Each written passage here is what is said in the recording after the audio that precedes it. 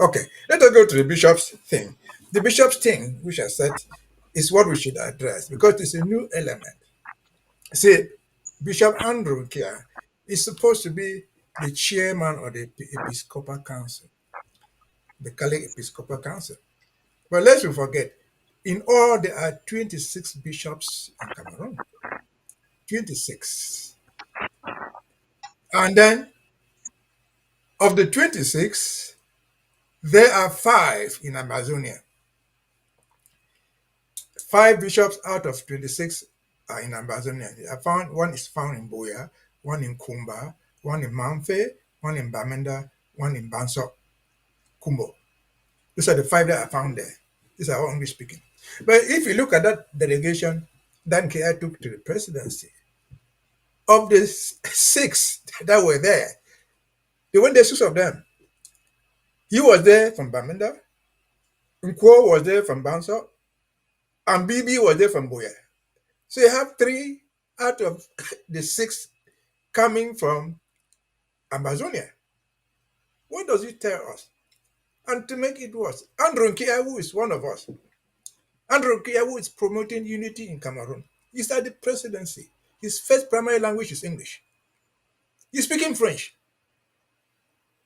And if you see the reactions after that, what they were doing has been largely rejected by the by the bishops of Cameroon. Creda is not supporting him. The one of Garwa is not supporting him. Nobody is supporting them. And so it's a charade. And so, again, these people are shameless. How can they explain that of the people who want to mount this charade at the presidency to confirm or to baptize Ngongo? Of the six of them who went there, three are Ambazonians. Bishop Kwo of Nso, Bishop Andrew of Bamenda, Bishop Bibi of Boya. What are they doing there? Again, if you take it again to diplomacy, diplomatically, these people can tell the world these are not our people legally. What they say there does not represent Ambazonia because they will tell you, well, these are Ambazonians. That's why they will say that will be the narrative.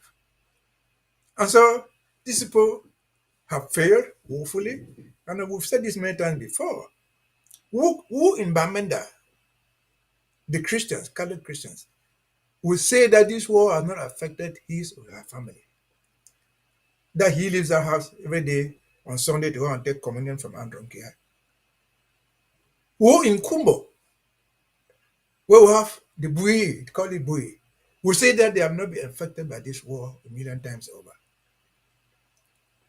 Who in Boya, remember that places like Mautu, Babfia, all those things are found in Boya.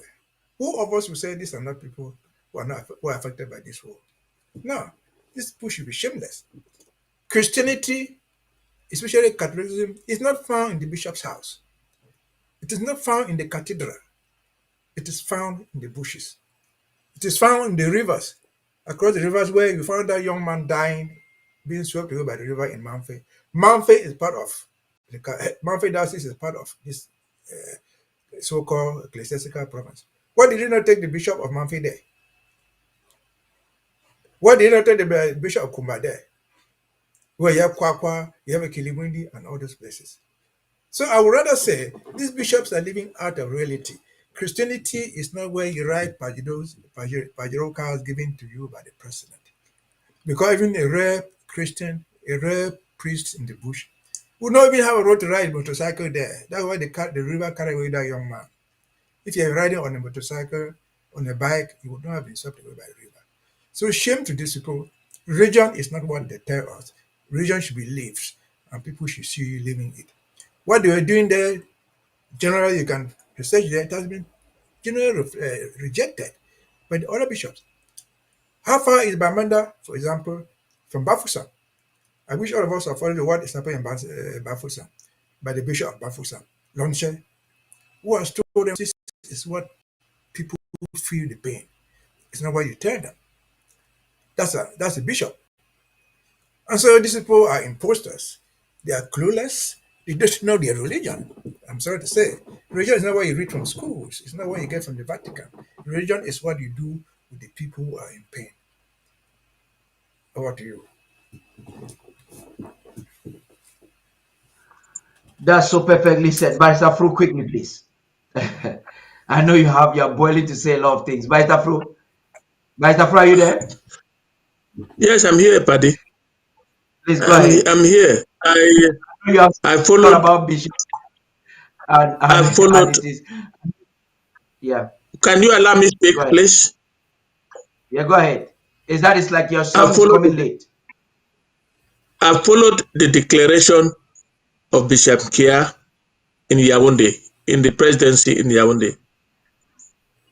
He knew that he will be criticized for playing politics, and he said, and I quote, "The church is apolitical, but every Christian has a right to choose his own to make his own political options." What is he telling us? That even though the church is apolitical, he has a right as a citizen of Cameroon. I'm not saying that he's a citizen of Ambazonia, because so far he has not proven to be a citizen of Ambazonia. He says as a citizen of Cameroon, he has a right to choose the CPDM.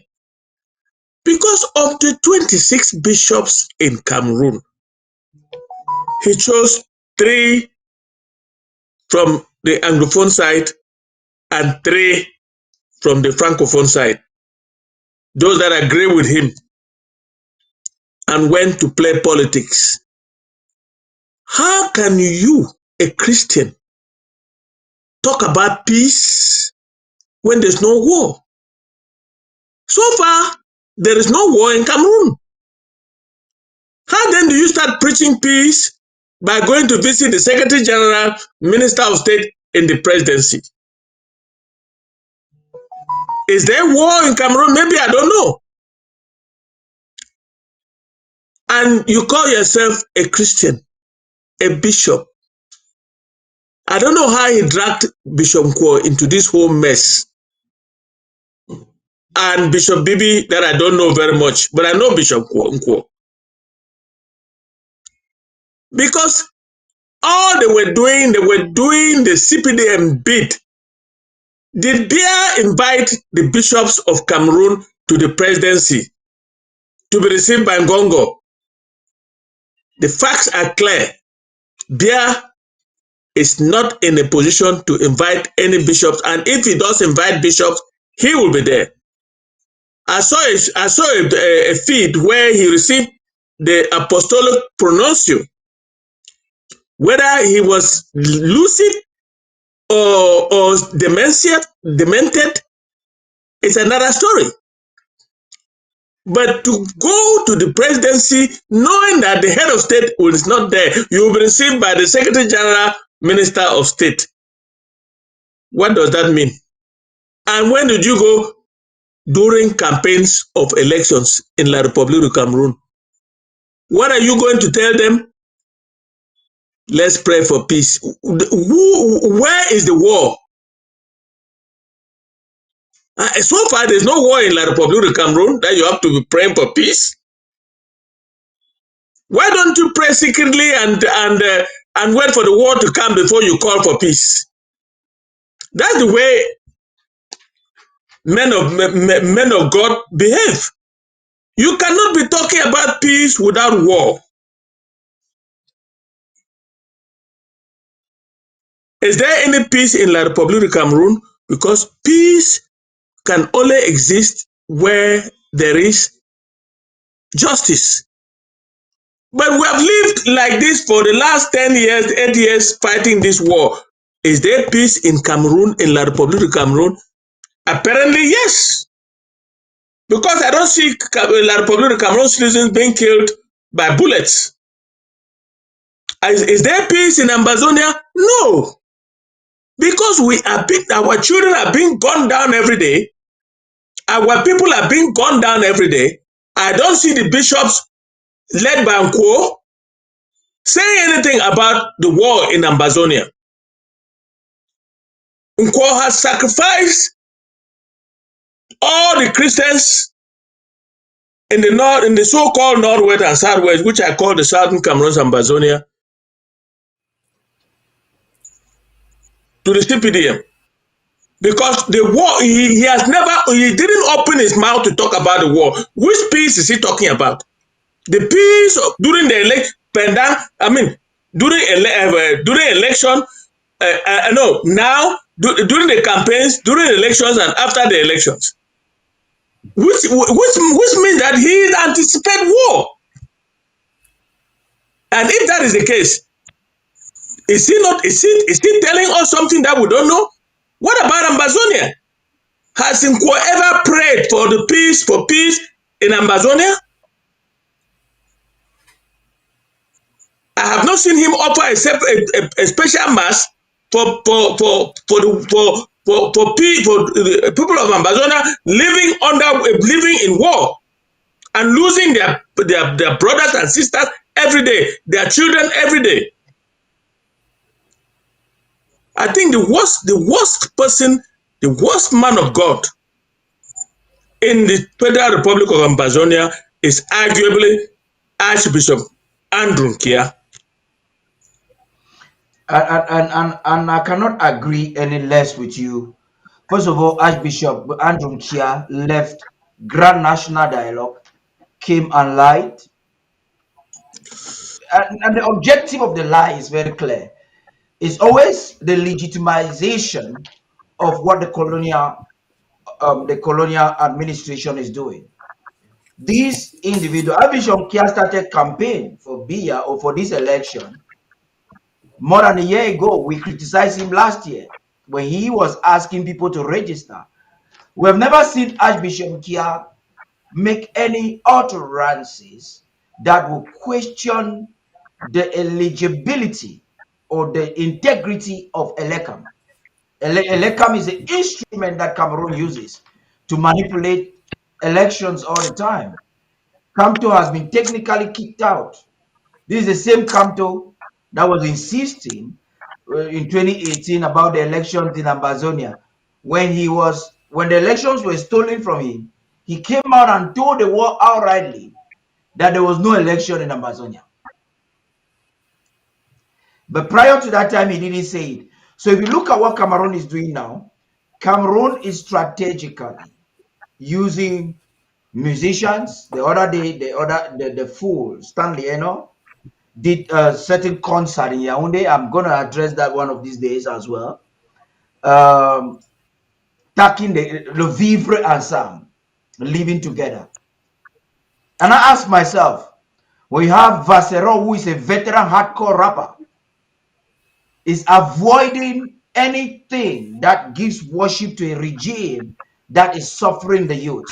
We have a youth that has called himself Anglophone, Stanley Eno, organizing a concert in Yaoundé to enable a terrible regime. And that's what they are doing to most of the guys with bullets in their heads and money in their pockets. That's just what they are doing to a whole lot of them in Boya there that call themselves superstars. It's an unfortunate thing.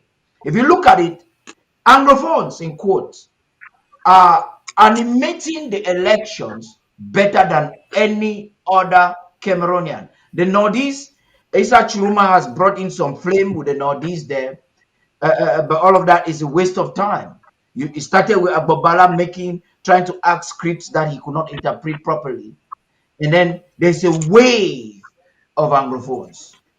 Joshua will see sticking. In fact, it's a terrible thing, and that's why tonight is very instrumental. These individuals are very well aware that France and Etudi, France already has a candidate and they're looking for a strategy. They know what to do. They know that they are not going for any election before selection. My question then is, which is rhetorical, we don't have the time for that answer, is why are they doing this? They want to legitimize the election so that it can gain international recognition.